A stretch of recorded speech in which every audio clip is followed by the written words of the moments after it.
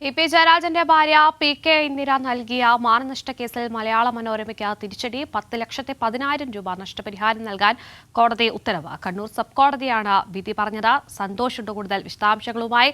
സന്തോഷ്, വലിയൊരു തിരിച്ചടിയാണ് മലയാള മനോരമയ്ക്ക് ഏറ്റിരിക്കുന്നത്. എന്തൊക്കെയാണ് വിവരങ്ങൾ? കോവിഡ് കാലത്താണ് മലയാള മനോരമയിൽ വന്ന വാർത്തക്കെതിരെ P K. Indira, P Jayarajan, LDF convener P ജയരാജന്റെ ഭാര്യ പി.കെ. ഇന്ദിര കോടതിയിൽ മാനനഷ്ട കേസ് ഫയൽ ചെയ്തിരുന്നത്. ഈ വാർത്തയിൽ പറഞ്ഞിരുന്ന ഒരു പ്രധാനപ്പെട്ട കാര്യം, കോവിഡ് സമയത്ത് ഈ പി.കെ. ഇന്ദിര ബാങ്കിലെത്തി ലോക്കർ തുറന്നു. ആ ലോക്കറിൽ നിന്നും കൊണ്ടുപോയ പണം എന്ന് പറയുന്നത് സ്വപ്ന സുരേഷിൽ നിന്ന് കിട്ടിയതുമായി ബന്ധപ്പെട്ട പണമാണ് എന്നുള്ള അർത്ഥം വരുന്ന രീതിയിലുള്ള വാർത്തയാണ് ഈ മനോരമ പത്രത്തിൽ പ്രസിദ്ധീകരിച്ചിരുന്നത്. ലോക്കർ തുറന്നു എന്നുള്ള ഹെഡ്ലൈനോട് കൂടി നൽകിയ ഈ വാർത്തക്കെതിരെയാണ് പി.കെ. ഇന്ദിര കോടതിയെ സമീപിച്ചത്. ഇത്